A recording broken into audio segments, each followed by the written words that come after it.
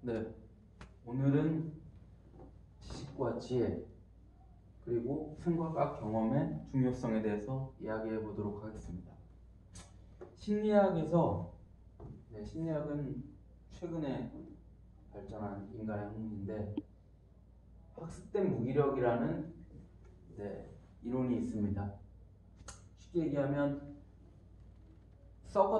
서커스단에서 새끼 코끼리를 길들이는 법이 있는데 아주 어렸을 때 아주 작은 나무에 끈을 매달아서 이렇게 코끼리를 매달아 두면 당연히 힘이 약하니까 코끼리가 이 끈을 못 풉니다. 이 나무를 쓰러뜨릴 수도 없고요. 그런데 코끼리가 아주 성장해서 커졌음에도 여전히 작은 끈에 작은 나무에 매달아둬요. 충분히 끈을 풀고 이 나무 이거 넘어뜨리고 갈 수도 있는데 다 자란 코끼리는 이 끈과 나무에 여전히 묶여 있습니다. 그리고 전기 충격을 원래 A, B, C라는 게 있는데 C는 그냥 자유로운 상태에 놓아뒀었는데 A, B, C 그룹의 개들한테 했습니다. 근데 조건이 있었죠. A 그룹의 개들한테는 전기로 충격을 주면서 탈출구가 없었습니다. 계속 전기 충격이 끝날 때까지 계속 받아야 했던 거죠. 근데 B 그룹의 개들은 탈출구가 있었어요. 그래서 전기 충격이 오면 당연히 B 그룹의 개들은 탈출구를 통해서 탈출을 했죠. C 그룹의 개들은 그냥 자유로웠고, 근데 이런 상태에서 A 그룹의 환경을 바꿔줍니다. 어떻게? 탈출구를 만들어줘요. 그럼 상식적으로 생각하면 전기 충격이 오면 A 그룹의 개들도 탈출구로 갔겠거니 했겠지만 놀랍게도 A 그룹의 개들은 탈출구가 있어도 전기 충격이 왔을 때 그냥 수용했습니다. 그 고통을 그냥 처음부터 끝까지. 잘 아는 벼룩 이론도 벼룩을 이렇게 어떤 상자 속에 가두면 원래 벼룩이 뛰는 그 능력은 이거보다 훨씬 높은데 벼룩은 이 상자 높이만큼밖에 못 뛰죠. 그리고 여기 문을 이렇게 열어도 더 이상 벼룩은 그 높이 이상 뛰지 않습니다. 문을 열어도. 이게 바로 학습된 무기력이라는 이론이죠. 제가 생각할 때 이렇게 실제 실험을 통해서 입증된 이거는 프레임의 문제점을 얘기하는 거라고 생각합니다. 프레임은 어떤 제한된 경험에 근거해서 제한된 지식을 갖고 오게 되고 이 지식은 잘못된 거죠. 경험 자체가 잘못됐기 때문에. 그럼 당연히 그 프레임도 잘못된 건데 문제는 이런 학습된 무기력이 과연 동물들에게만 해당되느냐? 아니죠. 인간도 이렇게 생각합니다. 여러분이 생각했던 대부분의 지식은 아마 강요된 거였을 거예요. 주입이라고 해도 되고, 그냥 배웠습니다. 왜라고 하지 않습니다. 우리는 왜라고 물으면 안 돼요. 예의가 없다는 말을 듣습니다. 애들 말로 싸가지가 없는 거죠. 왜라고 물으면 안 됩니다. 우리의 모든 지식은 왜라고 묻지 않고 교과서를 열심히 습득한 거죠. 이거는 그냥 암기하면 되는 거예요. 사실 스승도 필요 없어요. 그런데 그거를 열심히 배웠죠, 우리는. 근데 이게 안타깝게도 지금은 창조의 시대입니다. 기계가 어느 정도의 수준인지 이 지식과 지혜에 관련해서 기계의 수준이 어느 정도냐면 이런 질문을 하면 안 돼요. 기계 AI는 지혜를 가질 수 있는가? 이거 엄청 잘못된 질문입니다. 근데도 썼어요. 많은 사람은 아직도 기계는 지혜를 가질 수 없다고 생각해요. 아니에요. 기계는 이미 지혜를 갖고 있습니다. 우리보다 훨씬 뛰어나게 빨리. 그리고 더 공평하고 정확하게. 그걸 어디서 할 수 있냐고요? 바둑에서 이세돌을 누가 이겼습니까? 그때 이세돌을 이길 때 AI의 그 기법은요, 아주 노가다 기법이에요, 사실.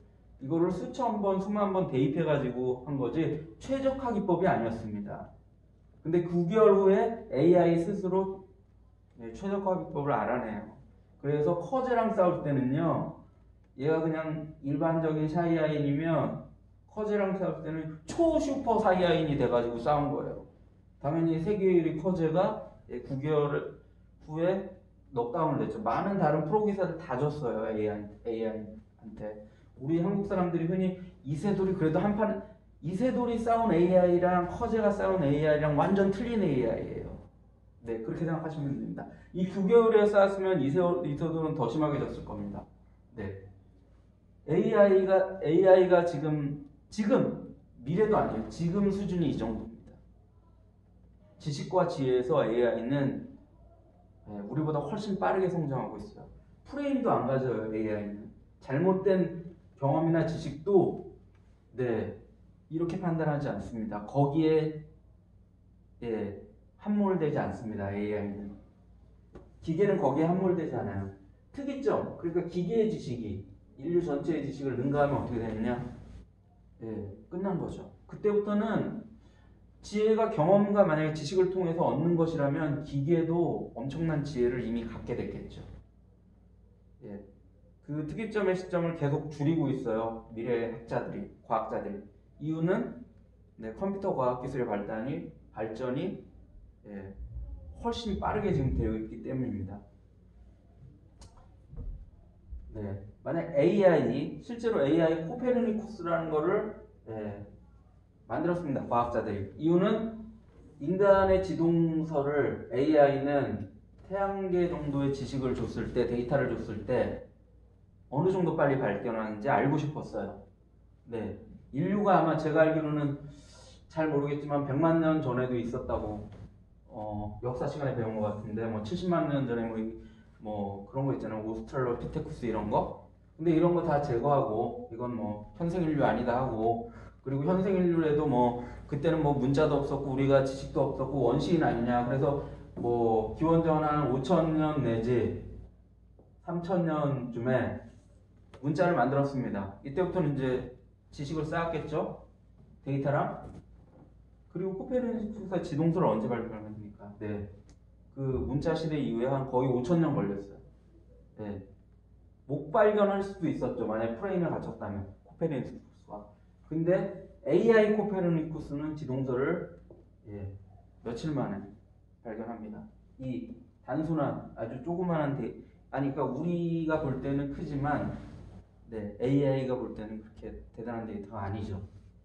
즉 지혜가 이렇게 지식이나 어떤 그 지식에 따른 경험에 의해서 얻은 거라면 AI는 인간을 이미 능가했고 앞으로 더 능가하겠죠.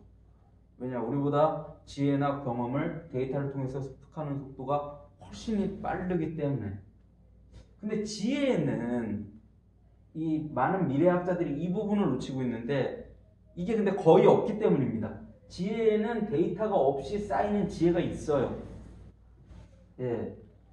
이게 확률이 너무 낮죠. 1조분의 1이 아닐 수도 있어요. 수십 경분의 1일 수도 있고 아니면 어쩔 때는 1000억분의 1, 어쨌든 거의 없습니다. 이런 종류의 지혜는 없죠. 근데 있어요. 컴퓨터는 데이터가 반드시 필요해요. 컴퓨터는 데이터 없이는 지식이나 지혜를 당연히 못 쌓죠. 그러나 사람 중에는 아주 극소수는 데이터가 없이도 뭔가를 창조해내고 발견하는 사람들이 있어요. 가령 여행, 미지의 세계다. 아무런 데이터가 없다. 컴퓨터는 데이터가 필요하죠. 미지의 세계에서 컴퓨터는 멈춥니다. 이게 프레임에 빠지지 않는 장점이 있지만 데이터가 없으면 컴퓨터는 아무것도 못하죠. 이런 단점이 있습니다. 근데 사람은 미지의 세계로 여행을 가죠. 아무런 데이터가 없고 아무런 지식이 없어도. 우주항에 새로운 별을 개척한다? 아무런 데이터나 아무런 지식, 새로운 우주로 간다? 없어요. 근데 컴퓨터는 그걸 할 수 없지만 사람은 그걸 할 수 있죠. 물론 그런 사람은 아주 극소수입니다. 대부분의 사람들은 이 프레임에 빠져있기 때문에 그런 행동을 잘 못하죠. 자, 그렇기 때문에 아주 중요한 거는 바로 생각과 경험입니다. 여기에서 말하는 경험은 좀 틀려요. 설명을 하겠습니다. 대부분의 경우에 사실 이미 창조 시대가 왔고, 창조의 경우에는 지식을 통해서 창조가 일어나진 않아요. 아무리 많은 지식을 쌓아도 그걸 통해서 창조가 일어나지 않습니다. 왜냐하면 지식은 기존의 시스템을 유지하려고 해요. 이렇게 확장돼도. 네. 새로운 시스템을 만들려고 하지 않습니다. 인간의 지식은. 네. 근데 인간이 생각을 하고 그 생각이 기초한 경험을 하고 또 이 상호관계를 통해서 새로운 시스템을 만드는 경우가 간혹 있습니다. 아까 얘기한 코페르니쿠스의 지동설이 대표적이죠. 원래 예전에는 지구가 이렇게 중심이고 지구 주위로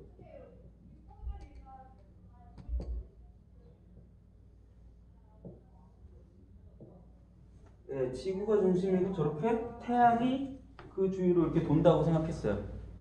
근데 코페르니쿠스는 아주 신기하게 이 천동설에 대해서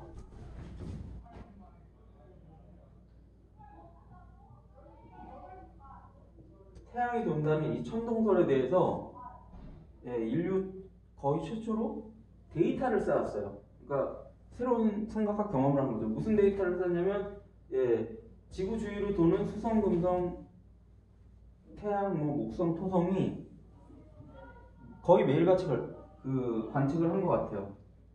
지구 중심으로 둔다면 궤적이 아주 이상한 거예요. 그러니까 이렇게 돌아야 되는데 이렇게 돌고 있는 거죠. 별들이. 이게 원형을 그리지 않는 거죠. 쉽게 얘기하면.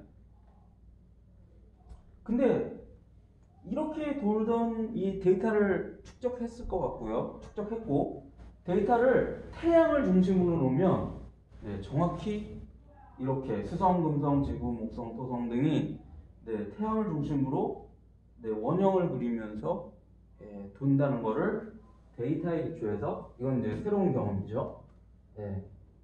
생각을 정립하게 됩니다. 이게 뭐예요? 이게 바로 지동설이죠. 지구가 돈다는. 그래서 인류는 새로운 시스템을 그렇게 얻게 되는 거죠. 여기에도 만약에 코페르니쿠스가 이런 프레임에 빠져서 천동설이니까 이게 잘못된 거야 이렇게 가는 게 내가 뭔가를 실수했겠지, 아니면 여기에 이거를 가지고 오히려 천동설을 지지하는 쪽으로 해석을 했다면 아까 이거죠. 학습된 무기요. 잘못된 경험이 잘못된 지식을 쌓고 그게 다시 프레임을 강화하는. 그러나 코페르니쿠스는 당시에 신앙적으로도 혁명적이었던 태양 중심으로 지구가 돈다는 지동설을 적용했고 덕분에 엄청난 탄압을 받았습니다. 당시에.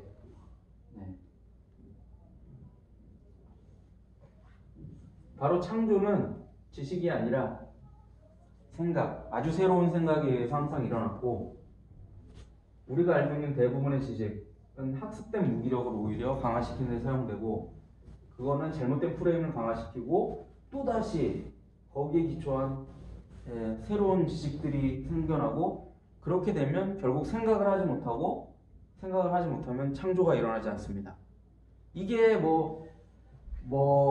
1600년도나 농경사회나 이럴 경우에는 이런 거를 생각할 필요가 없습니다. 그냥 농사 지으면 되고 왕이나 기사한테 충성하면 돼요. 우리 조선에서는 선비한테 충성하면 됩니다. 근데 지금은 그런 시대가 아니에요. 이미 컴퓨터 시대, 네트워크 시대, 정보화 시대, 이제는 AI가 다가오고 있고 아까 전술했듯이 기계가 인간보다 훨씬 더 빠르게 지식과 지혜를 습득할 수 있어요. 인간이 수천 년을 고민해야 될, 만약에 그게 문제라면 기계는 0.0001초에 데이터만 많다면 충분히 풀어낼 수 있습니다. 데이터가 없더라도 정확한 데이터를 근거로 해서 새로운 지식을 확장시킬 수 있고 그게 또다시 데이터가 되고 그런 경험을 통해서 AI는 훨씬 더 빠르게 답을 찾는 문제라면 접근할 수 있겠죠. 아까도 얘기했지만 저는 이게 지혜에 국한된다고 생각하지 않습니다. 이런 종류의 인간만이 할 수 있는 데이터가 전혀 없는 상태에서의 창조, 이거는 꼭 지혜라고 생각하지 않아요. 그게 어떤 예술적 감도 그런 게 될 수가 있겠고, 아까 우주항에 아무런 데이터 없이 우주로 나가는 이런 항해사의 항해 기술 이런 것도 예, 물론 그런 사람은 아주 극소수입니다. 네, 포함된다고 생각합니다. 네, 바로 그게 중요한 거죠. 만약에 우리가 계속해서 이걸 추구한다면, 즉 경험과 지식만을 추구한다면 결국은 다른 나라나 기계한테 따라잡지를 못해요. 이 효율은 기계나 훨씬 빨라요. 기계들이. AI가 훨씬 빠르다는 거죠. 결국 우리는 지식 중심에서 이제는 지혜, 즉 창조, 꼭 저걸 지혜로 안 불러도 된다고 생각합니다. 바로 창조 중심으로 바뀌어야 되죠. 네. 이게 뭐 지혜가 아니래도 아까도 얘기했지만 새로운 감이라든가 아니면 우주를 항해하는 방법이라든가 미지의 우주를 그런 것들은 도전하는 거죠. 그래서 생각과 경험이 그래서 중요한 거고, 여기에서의 경험과 여기에서의 경험이 다르다는 건 이미 제가 말을 통해서 아셨을 겁니다. 근데 안타깝게도 다 아시겠지만 안타깝게도 대한민국 우리나라의 현실은 아직도 이겁니다. 생각을 해보세요. 유치원 때부터 대학교 때까지 주구장창 지식만 가르쳐요. 새로운 문제를 풀지 않아요. 예, 우리가 푸는 수학 문제는 대부분 지식의 차원이에요. 그거 AI가 훨씬 빠르게 할 수 있어요. 우리가 5천년, 몇만 년을 풀 거를 AI는 0.0001초 만에 풀 수 있습니다. 데이터만 충분하다면. 우리는 그걸 생각해야 돼요. 더 이상 이런 류의 지식을 쌓으면 안 됩니다. 위험해요. 예, 위험한 정도가 아니라 이렇게 있다가는 급속도로 무너지겠죠. 그걸 생각해야 됩니다. 우리가 해야 될 거는 가령 이런 거죠. 예, 물이 없는, 위에도 물이 없고 아래도 물이 없는 사막에서 농작물을 재배하는 것 같은 거죠. 우리 한국의 농부들을 거기다 보내고 하면 그들이 과연 거기서 뭐를 재배할 수 있을까요? 예, 많은 아랍의 국가들이 거기서 농사 못 짓잖아요. 아랍의 국가들은. 근데 농사를 짓는 국가가 있어요. 사막에서. 어느 나라입니까? 이스라엘. 그들은 지혜의 차원에서 접근하는 거죠. 네.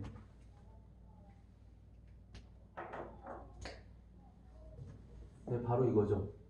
네. 어떻게 짓는다고요? 네. 있어요, 물이. 어디? 최소 300km 넘게 떨어진 바닷물을 끌어오는 거죠. 자기네 땅도 아니에요, 그 땅은. 바닷물을 끌어와서, 네. 그 바닷물을 중화시켜서, 농사를 짓습니다. 거기서 나온 농작물의 품질은 세계에서 순위를 다툴 정도로 우수해요. 우리가 뭐 포카리스의 순위 같은 뭔지 모르겠는데 이온 음료도 이스라엘에서 개발했죠. 얘네들이 하는 거는 다 지식 수준이 아닙니다. 많은 지적대상권, 발명특허 이거 다 이거잖아요. 우리는 그걸 생각해야 됩니다. 심지어 프로그래밍도 우리나라는 암기를 시킵니다. 네, 생각을 해야 될 부분까지 외워요. 그건 아니라고 봅니다. 우리나라에 세계적인 프로그램이 있나요? 없어요. 아래 한글 우리나라만 씁니다. 그것도 아래 한글을 많이 쓰는 이유는 우리나라에서 대부분 프로그램으로 유명한 거는 다 자국이 밀어주는 거예요. 한글을 쓰니까 아래 한글을 쓰는 거죠. MS 워드도 마찬가지고요. 예. 더 이상 우리가 지식에 연연을 해서는 안 된다고 생각합니다. 아니, 연연할 필요도 없고 그거는 이제 AI 기계가 훨씬 잘해요. 우리가 할 일은 바로 새로운 창조에 관련된 것들, 지혜라든가 미지의 것들을 어떻게 받아들일지 그런 부분들을 한번 생각해야 됩니다. 더 이상 이거 잘못된 프레임이나 잘못된 경험, 잘못된 지식에 갇혀서는 안 된다고 생각합니다. 만약 우리가 계속해서 지금까지는 제가 볼 때 대한민국은 아주 운이 좋았습니다. 여러 가지로. 근데 계속해서 이렇게 사회 시스템 자체를 지식에 기반하게 하고 새로운 것들을, 새로운 창조를 한 그런 지혜로운 사람들한테 이익을 안 나눠주는 시스템이라면 결국은 몰락하겠죠. 조선이 무너진 것처럼. 이런 일은 꼭 우리나라뿐만 아니라 아주 많이 벌어지고 있어요. 네.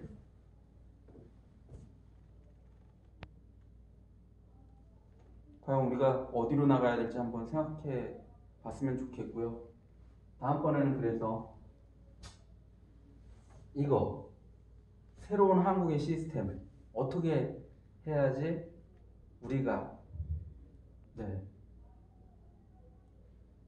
창조사회에서 계속해서 바뀌는 이런 놀라운 사회에서 정보과학기술의 급격한 발전하는 이런 사회에서 어떻게 해야지 우리가 조금이라도 남들보다 앞서는 게 미래사회, 창조사회는 굉장히 중요해요.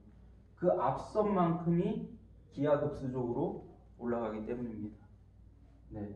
그렇기 때문에 다음 시간에는 뉴 코리안 시스템, 제가 어떤 거를 구상하고 있는지, 뉴 코리안 시스템이 뭔지, 그리고 그 기초되는 거는 뭔지 한번 설명해 보겠습니다. 감사합니다.